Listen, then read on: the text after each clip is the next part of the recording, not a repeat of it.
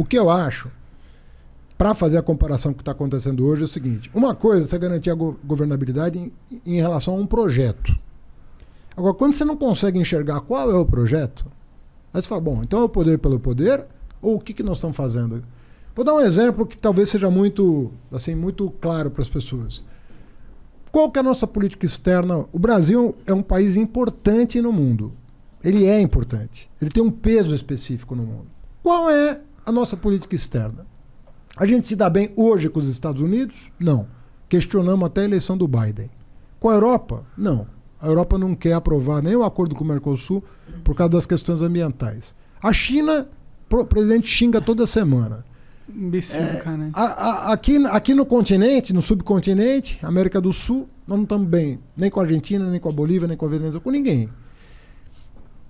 Qual que é o nosso plano, cara? Como é que a gente se encaixa no mundo? Como é que a gente se insere na economia global?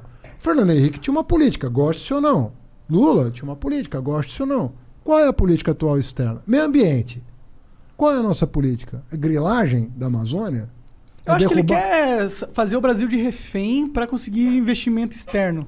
Mas os investimentos estão indo embora com isso. Então, mas ele quer, tipo, fazer assim, ó, se você quiser que a gente acabe com o desmatamento, dá tanto dinheiro aqui. Monarquia, esse ano, nós perdemos quantas multinacionais saíram do Brasil?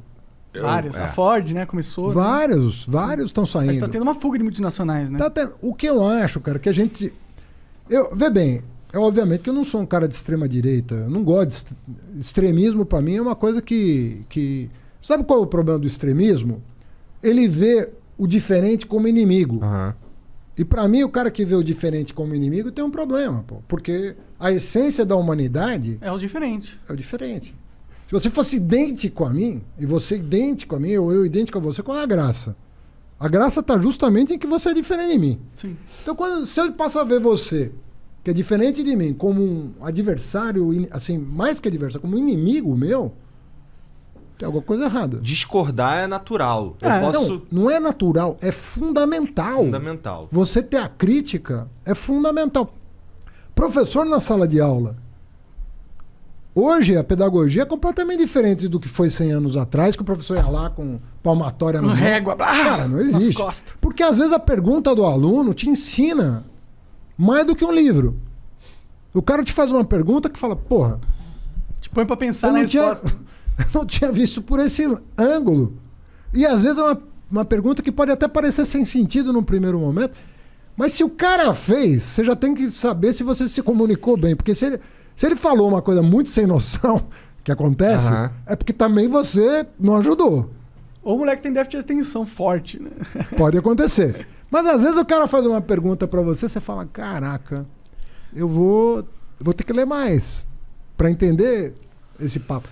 E isso acontece direto, cara. A beleza da humanidade é a gente buscando, com os nossos conflitos e contradições, a gente ir achando coletivamente os caminhos. E o bacana da democracia é que, a democracia, assim, ninguém é dono da verdade. A bola tá sempre na mão do povo, que tem que tem o voto ali. É óbvio que a democracia tem todos... Eu tô desiludido com o voto pra caralho, Haddad, assim. A democracia tem todos os problemas que a gente conhece.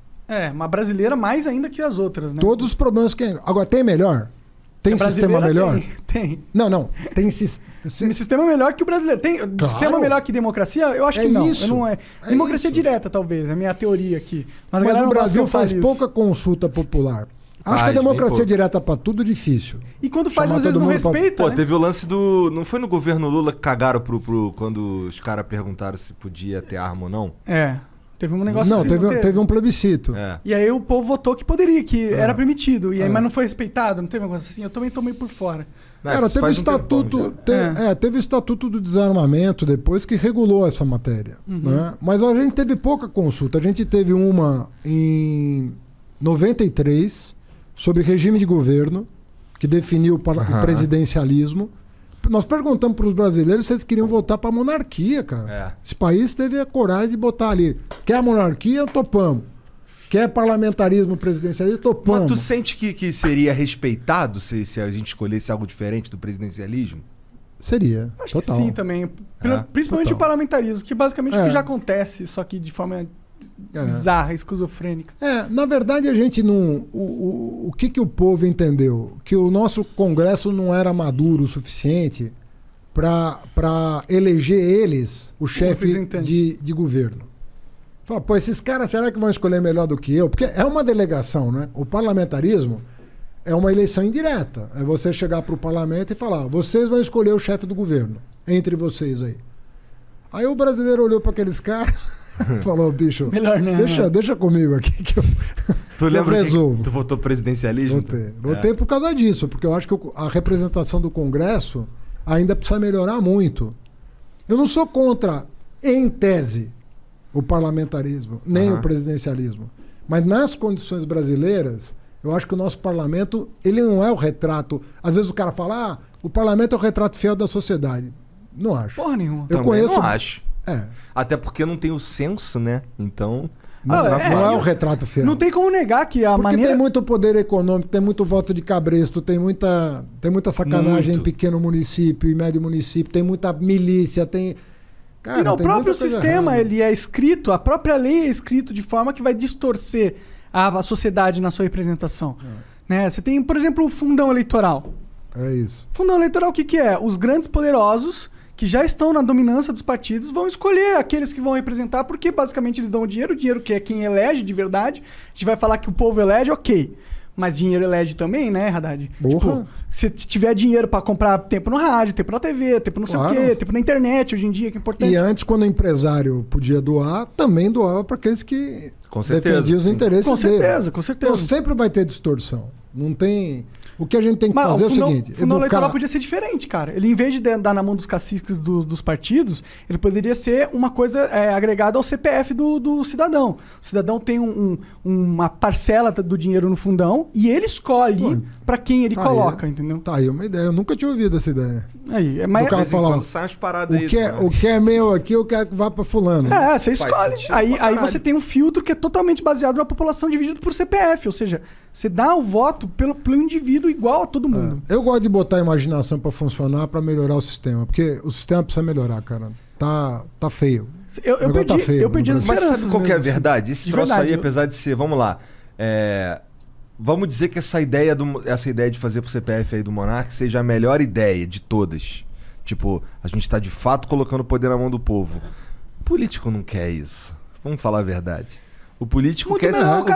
mano. Olha só. Decidir, o dono do partido, porra. A gente acaba avaliando a classe política pela média. E é o jeito de avaliar, né? Quando você vai falar da classe política, você pega, pô, a média desses caras é baixa pra caramba, né? Podia melhorar. Mas tem muita gente séria, entendeu? Você tem menos do que deveria, sabe? Eu diria para você... Tem 5% de pessoas sérias na tem política. Tem mais. Eu diria para você que tem mais. Mas não é metade, sabe? Tá longe da metade.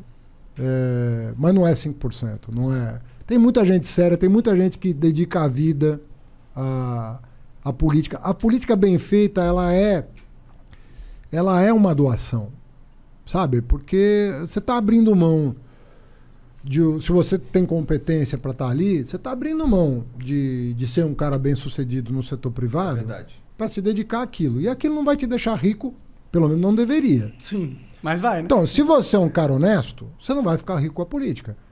Se o cara ficou rico com a política, vai me desculpar. Se ele não se ele não herdou... Se já não começou rico, né? Se já não começou rico... O cara que entrou pobre e saiu rico, desculpa, mas não dá. Você vai ter problema. Por isso que eu gosto quando o cara entra rico na política. Eu acho que a política é coisa de gente rica. Não, tipo, é ruim falar isso porque parece que só quem se importa com política Não, mas quem tem que encargos políticos é pessoas ricas, eu acho. Porque o cara que é pobre... Mas, sabe qual que é o problema? Você pressupõe aí que o cara rico, ele vai pensar em todo mundo. Não, a única coisa que eu tô pressupondo ele não faz isso, mas necessariamente. O que eu tô Não estou dizendo que um cara rico não pode ser um grande político. Claro. Pode. Mas é muito ruim quando o parlamento não tem a visão do cara da comunidade, do cara da favela. Pode ser um cara rico que veio de baixo, né? Um cara que sofreu e enriqueceu, primeiro que tem né? poucos, né? Porque o Brasil, a mobilidade é baixa, né? Ah, Agora que está começando a ter um pouco mais de mobilidade, mas é baixa. É um dos países com menor mobilidade social do planeta. Mas você concorda que quando o cara tem uma baixa base familiar de renda, ele tá um cara desesperado por dinheiro e o cara entra na política, ele vai ser muito mais fácil de ser... Por isso que eu falei para você, eu comecei falando uma coisa que eu aprendi nos livros. Porque eu não vivi a experiência. Mas os historiadores que eu li, os caras dizem o seguinte, olha, quando o pobre chegou aos mais altos níveis educacionais, é óbvio que toda pessoa de comunidade... Eu sou filho de camponês, meu pai nunca pisou numa escola na vida dele. O meu pai veio com 24 anos do Líbano, trabalhou de 8... Sabia que era Líbano. É, Haddad, porra. Com esse nome aí, eu tava pensando, caralho, Haddad de onde? Síria, Líbano... Acho que Haddad é ferreiro em árabe. Será que a família era de ferreiros mesmo? Em algum momento lá para trás. Da hora, né?